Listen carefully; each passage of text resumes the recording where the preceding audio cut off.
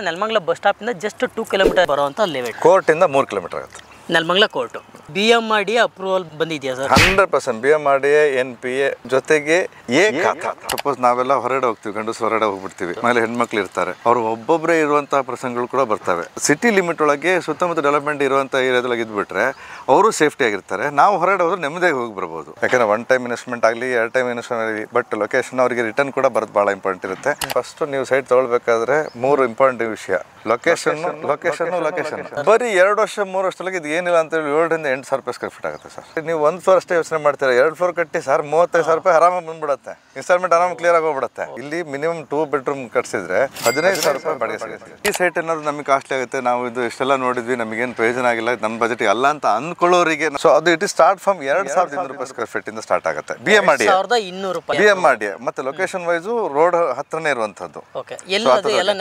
ನೆಲಮಂಗಲ ಅವ್ರವ್ರ ಬಜೆಟ್ ಬೇಕಾಗಿರುತ್ತೆ. ಆ ಥರ ಬಜೆಟ್ ಇಂದ ನಾವು ಕೊಡ್ತಾ ಇರೋದ್ರಿಂದ ದಯವಿಟ್ಟು ಒಂದ್ಸಲ ನಮ್ಮ ಸರ್ವಿಸ್, ನಿಮ್ಮ ಸೇವೆ ನಮ್ಮ ಸೌಭಾಗ್ಯ.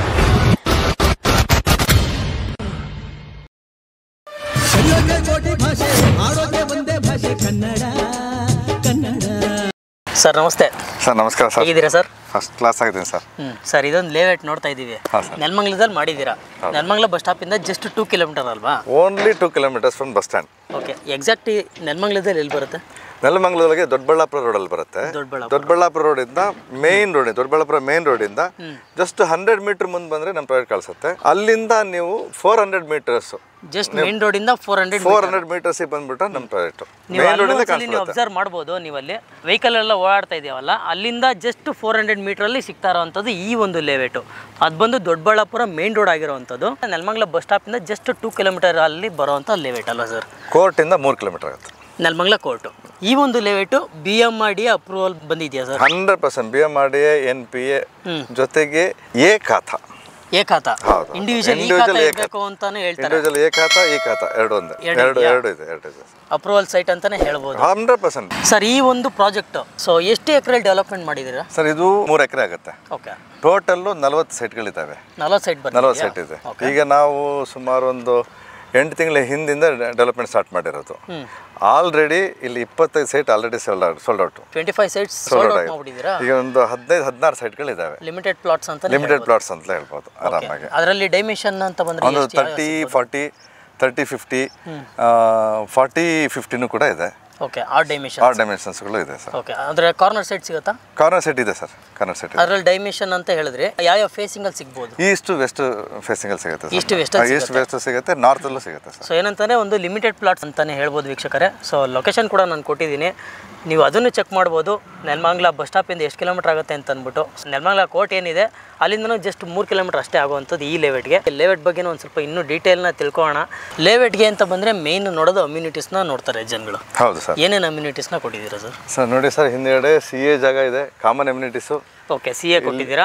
ಉದ್ಯಾನವನ ಪಾರ್ಕ್ ಇದೆ, ಪಾರ್ಕು ಟೆಂಪಲ್ ಥರ ಮಾಡಿದ್ದೀವಿ. ಓಕೆ, ಜೊತೆಗೆ ರೋಡು, ಟಾರ್ ರೋಡು ಎಷ್ಟು ಫೀಟ್ ಬರುತ್ತೆ? ಇದು 30 ಫೀಟ್ ರೋಡ್ ಬರುತ್ತೆ. ಓಕೆ, ಸೊ ಸಬ್ ರೋಡ್ ಎಲ್ಲ 30 ಫೀಟ್ ಬರುತ್ತೆ. ಎಲ್ಲ 30 ಫೀಟ್ ರೋಡ್ ಎಲ್ಲ ನೀವು ಆರಾಮ ನೋಡ್ಬೋದು. 30 ಫೀಟ್ ರೋಡ್. ಸ್ಟ್ರೀಟ್ ಗಾರ್ಡನ್ ತರ ಮಾಡಿದೀವಿ, ಗಿಡಗಳು ಹಾಕಿದ್ದೀವಿ. ಮನೆ ಮುಂದೆ ಪ್ಲಾಂಟೇಶನ್ ಹೌದು, ಮಾಡ್ಕೋಬಹುದು. ಇಂಡಿವಿಜುವಲ್ ಸೈಟ್ಗಳಿಗೂ ವಾಟರ್ ಕನೆಕ್ಷನ್ ಇದೆ, ಆಮೇಲೆ ಡ್ರೈನೇಜು, ಸೀವೇಜು, ಟ್ಯಾಂಕ್ ಇದೆ, ನೀರು ಫೆಸಿಲಿಟಿ ಆರಾಮಾಗಿದೆ. ಇಲ್ಲಿ ಪ್ಲಾಂಟೇಶನ್ ಮಾಡಕ್ಕೆ ಜಾಗನೂ ಕೊಟ್ಟಿದ್ದಾರೆ, ಜೊತೆಗೆ ನೀಟಾಗಿ ಒಂದು ಮೋರಿನ ಕವರ್ ಮಾಡಿರೋ ಆಲ್ಮೋಸ್ಟ್ ಎಲ್ಲ ಫಿನಿಶ್ ಆಗಿರೋ ಎಲ್ಲ ಫಿನಿಶ್ ಆಗಿದೆ sir. Next registration ready for registration, ready for construction. ಹೌದಾ? ಇಮಿಡಿಯೇಟ್ ಆಗಿ ಅವ್ರು ಕನ್ಸ್ಟ್ರಕ್ಷನ್ ಸ್ಟಾರ್ಟ್ ಮಾಡ್ಬೋದು. ಸೊ ಕೇಳ್ತಾರೆ, ಈಗ ಲೇಔಟ್ ಅಲ್ಲಿ ಒಂದು ಮನೆನೂ ಕಟ್ಟಿಲ್ವಲ್ಲ ಸರ್, ಯಾಕೆ ಅಂತ? ಸರ್ ಇದು ನಾವು ಈಗ 8 ತಿಂಗಳಿಂದ ನಾವು ಡೆವಲಪ್ಮೆಂಟ್ ಸ್ಟಾರ್ಟ್ ಮಾಡಿರೋದು. ಸೊ 8 ತಿಂಗಳಿಂದ ಇತ್ತೀಚೆಗೆ ನಾವು ಸೈಟು ಸೇಲಿಂಗ್ಸ್ಗಳು ನಡೀತಾ ಇದ್ದಾವೆ. ಒಂದು 25 ಸೈಟು ಆಲ್ರೆಡಿ ಸೇಲ್ ಆಗಿದೆ. ಒಂದು 4 ಜನ ಆಲ್ರೆಡಿ ಕನ್ಸ್ಟ್ರಕ್ಷನ್ಗೆ ಅಂತಲೇ ತೊಗೊಂಡ್ಬಿಟ್ಟಿದ್ದಾರೆ. ಇಲ್ಲಿ ಕನ್ಸ್ಟ್ರಕ್ಷನ್ ಯಾಕೆ ಇಂಪಾರ್ಟೆಂಟ್ ಅಂತ ಯಾಕಂತ ಹೇಳಿದ್ರೆ, ಸುತ್ತಮುತ್ತ ನೀವು ನೋಡ್ತಾ ಇದ್ರೆ ಎಲ್ಲ ಮನೆಗಳೆಲ್ಲ ಇದಾವೆ, ಡೆವಲಪ್ ಆಗಿದೆ, ಫುಲ್ಲಿ ಡೆವಲಪ್ಡ್, ಕಂಪ್ಲೀಟ್ ನಿಮ್ಮ ಸರೌಂಡಿಂಗ್ಸ್ ಕಂಪ್ಲೀಟು ಒಂದು ಒಳ್ಳೆ ಡೆವಲಪ್ಡ್ ಏರಿಯಾದ ಮಧ್ಯೊಳಗೆ ನಮ್ದು ಸೈಟ್ ಇರೋದು. ಸೊ ಹಾಗಾಗಿ ಇನ್ ಕನ್ಸ್ಟ್ರಕ್ಷನ್ ಇಮಿಡಿಯೇಟ್ ಸ್ಟಾರ್ಟ್ ಆಗುತ್ತೆ. ಮೇನ್ ಆಗಿ ನೀವು ಎಲ್ಲೇ ನೀವು ಸೈಟ್ ತಗೊಳ್ಳೋದಾದ್ರು ಸುತ್ತಮುತ್ತ ಮನೆ ಇದ್ದಲ್ಲಿ ನೀವು ತಗೊಂಡ್ರೆ ಮಾತ್ರ ಯಾಕೆ ಅಂತ ಹೇಳಿದರೆ ಸಪೋಸ್ ನಾವೆಲ್ಲ ಹೊರಗಡೆ ಹೋಗ್ತೀವಿ, ಗಂಡಸರು ಹೊರಗಡೆ ಹೋಗ್ಬಿಡ್ತೀವಿ, ಮನೇಲಿ ಹೆಣ್ಮಕ್ಳು ಇರ್ತಾರೆ, ಅವರು ಒಬ್ಬೊಬ್ಬರೇ ಇರುವಂಥ ಪ್ರಸಂಗಗಳು ಕೂಡ ಬರ್ತವೆ. ಆವಾಗ ನಮಗೆ ಒಂಥರ ಹೆದರಿಕೆ ಇರುತ್ತೆ, ಎಲ್ಲಿದ್ದೀವೋ ನಾವು ಎಲ್ಲಿ ಸೈಡ್ ತೊಗೊಂಡ್ಬಿಟ್ವೋ, ನಮಗೆ ಒದ್ದಾಡಬೇಕು ಅನ್ನೋ ಒಂದು ಮನಸ್ಥಿತಿ ಬಂದ್ಬಿಡುತ್ತೆ. ಸೊ ಅದಕ್ಕೆ ಸಿಟಿ ಲಿಮಿಟ್ ಒಳಗೆ ಸುತ್ತಮುತ್ತ ಡೆವಲಪ್ಮೆಂಟ್ ಇರುವಂಥ ಏರಿಯಾದೊಳಗೆ ಇದ್ಬಿಟ್ರೆ ಅವರು ಸೇಫ್ಟಿ ಆಗಿರ್ತಾರೆ, ನಾವು ಹೊರಗಡೆ ಹೋದ್ರೆ ನೆಮ್ಮದಿಯಾಗಿ ಹೋಗಿ ಬರ್ಬೋದು. ಭಯ ಅನ್ನೋದಿರೋದಿಲ್ಲ. ಆಮೇಲೆ ಮೇಯ್ನ್ ಆಗಿ ಇದು ಮೇನ್ ರೋಡಿಂದ ಜಸ್ಟ್ 100 ಮೀಟ್ರ್ ಮುಂದೆ ಬಂದುಬಿಟ್ರೆ ನಮ್ಮ ಪ್ರಾಜೆಕ್ಟ್ ಇದೆ ಇರೋದ್ರಿಂದ ನೀವು ಸಾಮಾನ್ಯ ಸೈಡ್ ತೊಗೊಂಡ್ಬಿಟ್ರೆ ಮನೆಗೆ ಹೋಗ್ಬೇಕಂದ್ರೆ ಒಳಗಡೆ ಹಿಂಗೆ ಸುತ್ತಿ ಬಳಸಿ ಮಾಡಿ ಎಲ್ಲೆಲ್ಲೋ ಹೋಗಬೇಕು. ಇದು ಹಂಗಲ್ಲ, ಮೇನ್ ರೋಡ್ ಟರ್ನ್ ಹೊಡೆದ್ಕೊಳ್ಳೇ ಇಮಿಡಿಯೇಟಾಗಿ ಮನೆ. ಅದೇ ಮೇನ್ ರೋಡ್ ಪಕ್ಕದಲ್ಲಿ ಅಷ್ಟು 400 ಮೀಟರ್ ಸೀದಾ ಲೆಫ್ಟ್ ಟರ್ನ್ ಆಗಿ ಬಂದುಬಿಟ್ರೆ ಅಂದರೆ ಸೀದಾ ಮನೆಯೊಳಗೆ ಬಂದಂಗೆ ಮೇನ್ ರೋಡಿಂದ ಕಾಣಿಸ್ತಾ ಇರುತ್ತೆ. ಹಾಗಾಗಿ ದಟ್ ಈಸ್ ಒನ್ ಪಾಯಿಂಟು. ಎರಡನೇ ಪಾಯಿಂಟ್ ಏನಾಗುತ್ತೆ ಅಂತ ಹೇಳಿದ್ರೆ, ಫಸ್ಟು ನೀವು ಸೈಟ್ ತೊಗೊಳ್ಬೇಕಾದ್ರೆ 3 ಇಂಪಾರ್ಟೆಂಟ್ ವಿಷಯ ನಾನು ಎಲ್ಲ ಕಡೆ ಹೇಳ್ತಿರ್ತೀನಿ. ಲೊಕೇಶನ್ ಚೆನ್ನಾಗಿದ್ದಲ್ಲಿ ನೀವು ಸೈಟ್ ತೊಗೊಂಡ್ರೆ ಅದು ಯಾವತ್ತಿಗೂ ನಿಮಗೆ ಒಳ್ಳೆ ಪ್ರಾಪರ್ಟಿನೇ, ಯಾವತ್ತಿಗೂ ಒಳ್ಳೆ ಪ್ರಾಪರ್ಟಿನೇ. ಒಂದು ಇನ್ವೆಸ್ಟ್ಮೆಂಟ್ ಪರ್ಪಸ್ಗಾರು ಆಗಲಿ ಅಥವಾ ನಾಳೆ ನೀವು ಕನ್ಸ್ಟ್ರಕ್ಷನ್ ಮಾಡ್ಕೊಂಡು ಮನೆ ಕಟ್ಟಿದರೆ, ಈ ಸ್ವಲ್ಪ ಶ್ರೀಮಂತರಿರೋರು ಡೂಪ್ಲೆಕ್ಸು ಅವ್ರ ಥರ ಮಾಡ್ಕೊಂಡು ಇಂಡಿವಿಜುವಲ್ ಆಗಿದ್ಬಿಡ್ತಾರೆ. ಬಟ್ ಕೆಲವರು ಹಂಗಿರೋದಿಲ್ಲ. ಸೊ ಯಾಕಂದ್ರೆ ಬ್ಯಾಂಕ್ ಲೋನ್ ಪೇಮೆಂಟ್ ಮಾಡ್ತಿರ್ಬೇಕಾದ್ರೆ ಇನ್ಸ್ಟಾಲ್ಮೆಂಟ್ ಎಲ್ಲ ಬರ್ತಿರುತ್ತೆ.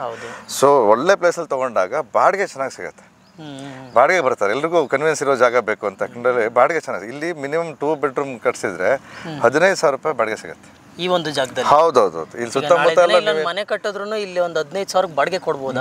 ಬರೀ ನೀವು 1 ಫ್ಲೋರ್ ಅಷ್ಟೇ ಯೋಚನೆ ಮಾಡ್ತೀರಾ, 2 ಫ್ಲೋರ್ ಕಟ್ಟಿ ಸರ್ 35,000 ರೂಪಾಯಿ ಆರಾಮಾಗಿ ಬಂದ್ಬಿಡುತ್ತೆ. ಇನ್ಸ್ಟಾಲ್ಮೆಂಟ್ ಆರಾಮಾಗಿ ಕ್ಲಿಯರ್ ಆಗಿ ಹೋಗ್ಬಿಡುತ್ತೆ. ಸೊ ಈಗ ಒಂದು 10 ವರ್ಷ ಅವರು ಇನ್ಸ್ಟಾಲ್ಮೆಂಟ್ ಕಟ್ಕೊಂಡು ಹೋದ್ರು ಅಂತ ಹೇಳಿದ್ರೆ ಮನೆ ಫ್ರೀ ಸಿಕ್ಕಂಗೆ ಆಗ್ಬಿಡುತ್ತೆ. ಹೌದು. ಇವಾಗ ಇಲ್ಲೂ ದೊಡ್ಡ ಮನೆಗಳು ಕೂಡ ಇದಾವೆ. ಎಲ್ಲರೂ ಓನ್ ಆಗಿ ಯೂಸ್ ಮಾಡ್ತಿದಾರೆ, ಇಲ್ಲ ಬಾಡಿಗೆ ಕೊಡ್ಬೋದು? ಎಲ್ಲ ಬಾಡಿಗೆ ಇದೆ ಸರ್. ಆಲ್ಮೋಸ್ಟ್ ಎಲ್ರದ್ದು ಬಾಡಿಗೆನೇ ಇದೆ ಸರ್.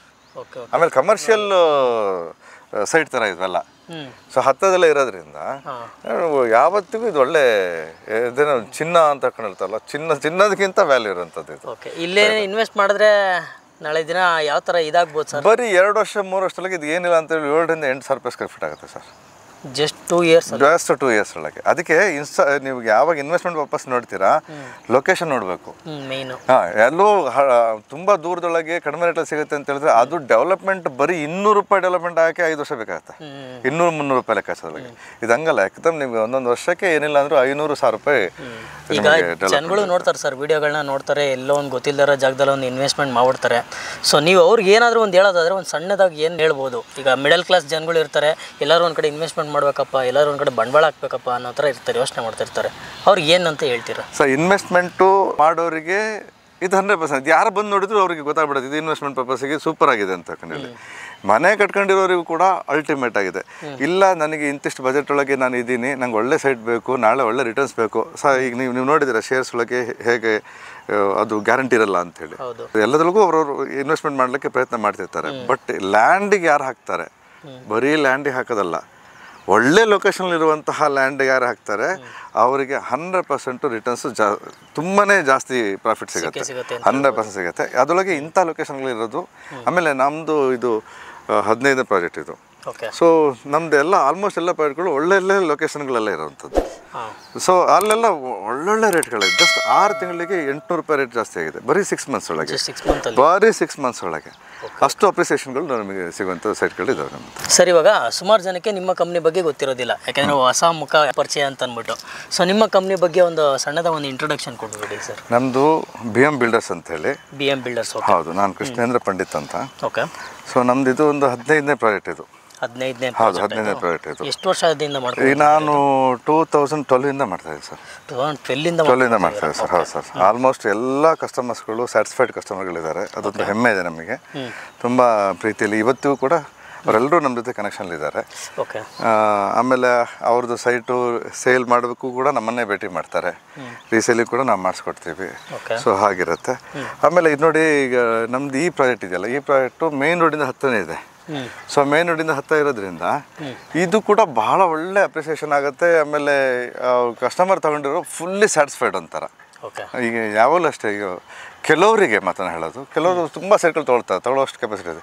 ಕೆಲವರು ಒಂದೊಂದು ಸೈಟ್ ಜೀವನದಲ್ಲಿ ಒಂದೊಂದೇ ಸಲ ಒಂದು ಸೈಟ್ ಮಾಡಬೇಕು ಅಂತ ಹೇಳ್ಕೊಂಡು ಹಂಗೆ ಮಾಡೋರು ಮನಸ್ಸು ನೆಮ್ಮದಿಯಿಂದ ಒಳ್ಳೆ ಸೈಟ್ ತೊಗೊಂಡ್ಬಿಟ್ಟಿದ್ದೀವಿ ಅಂತ. ಯಾಕೆ ಅಂದರೆ ನೋಡಿ, ಇದು ಈ ಜಾಗ ನೋಡಿ, ಇದು ಹೆಂಗಿದೆ ಅಲ್ಲಿ ನೋಡಿ, ಮೇನ್ ರೋಡು ಹೌದು, ಇದು ಬಸ್ಗಳೆಲ್ಲ ಅಷ್ಟು ಬಸ್ಸುಗಳು ಎಲ್ಲ ಇಮ್ಮಿಡಿಯೇಟ್ ಆಗಿ ಇದು ಇಲ್ಲಿಂದ ಇಲ್ಲೇ ನಾನು ಹೇಳಿದ್ನಲ್ಲ, ಅಲ್ಲಿ ಟರ್ನ್ ಆಗ್ಬಿಟ್ರೆ ಮುಗೀತು ನಮ್ಮ ಮನೆಯೇ.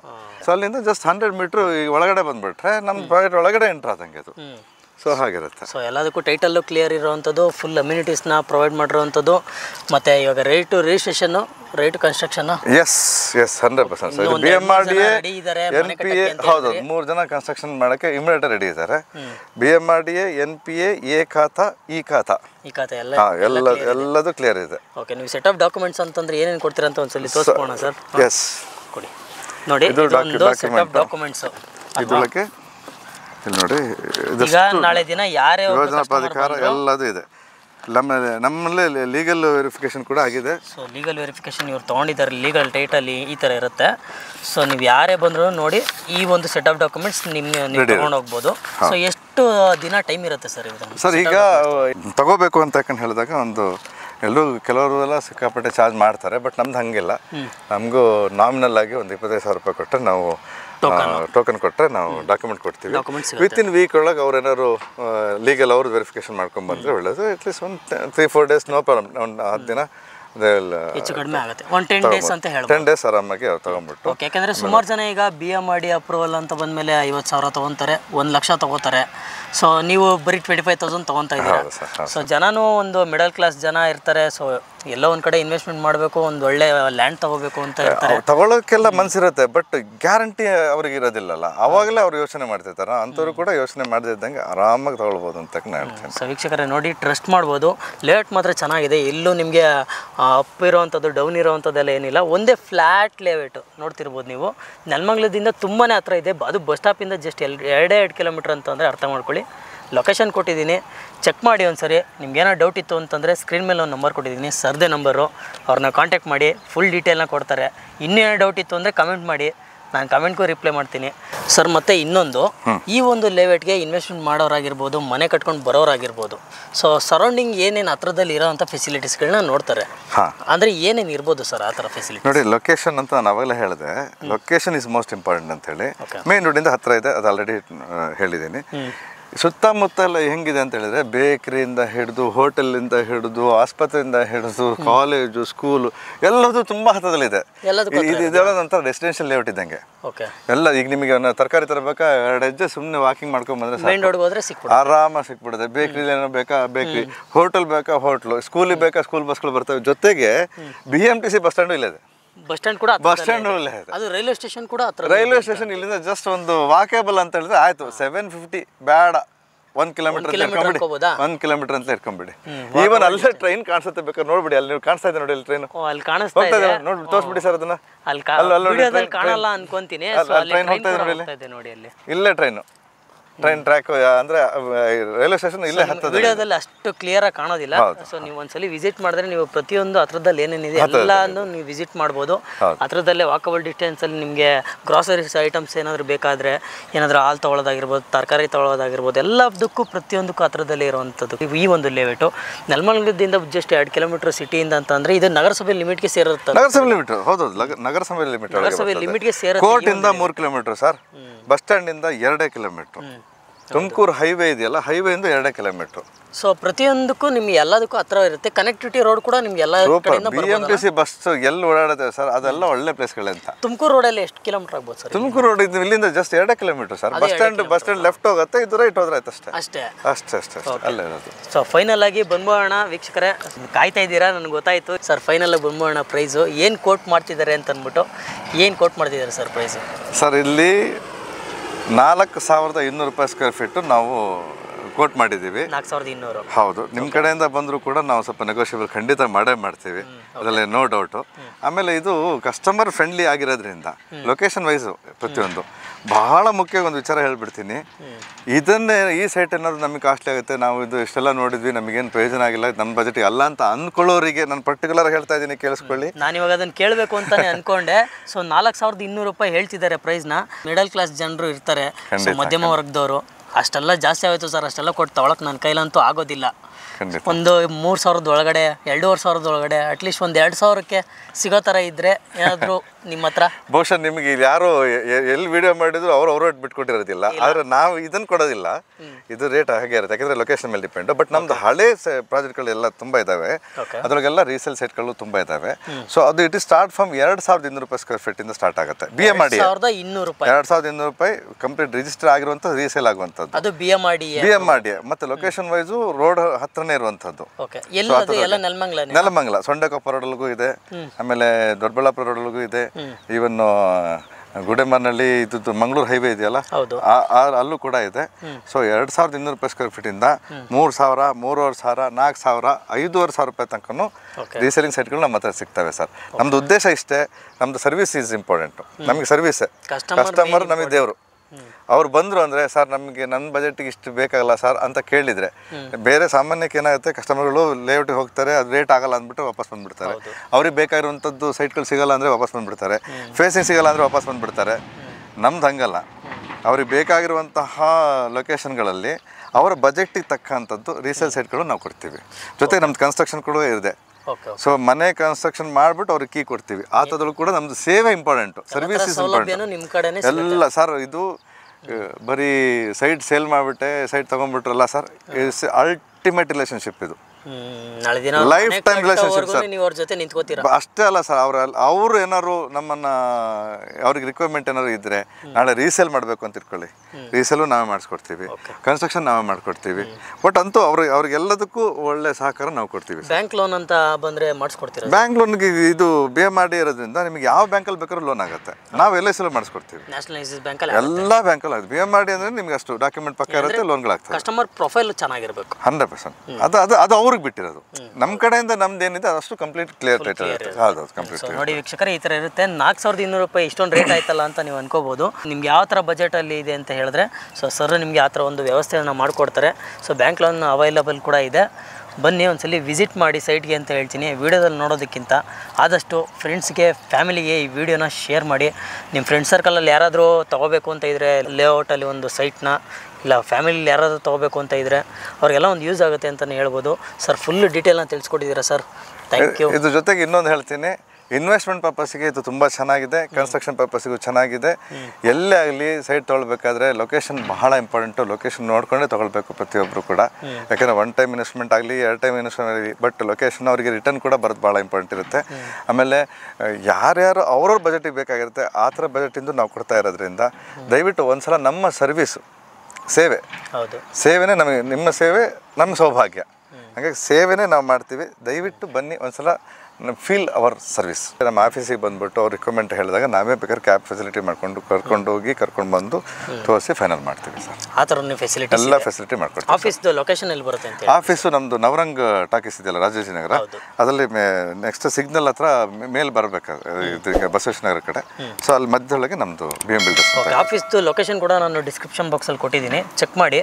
ಆದಷ್ಟು ನೀವು ಒಂದ್ಸಲಿ ಆಫೀಸಿಗೆ ಭೇಟಿ ಮಾಡೋದು ಒಳ್ಳೇದು ಅಂತ ಅನ್ಕೋತೀನಿ. ಯಾಕಂದರೆ ಮುಖ ಪರಿಚಯ ಇರೋದಿಲ್ಲ ನಿಮಗೆ ವಿಡಿಯೋದಲ್ಲಿ. ಒಂದ್ಸಲಿ ಫೇಸ್ ಟು ಫೇಸ್ ನೀವು ಒಂದ್ಸಲಿ ಮೀಟ್ ಮಾಡಿದ್ರೆ ಸೊ ನಿಮಗೆ ಏನು ಅಂತ ನಿಮಗೆ ಪ್ರತಿಯೊಂದು ಅರ್ಥ ಆಗ್ಬಿಡುತ್ತೆ. ಸರ್ ಫುಲ್ ಡೀಟೇಲ್ನ ತಿಳಿಸ್ಕೊಡಿದ್ದೀರಾ sir, thank you. Thank you so much sir. Thank you so much sir. Thank you so much.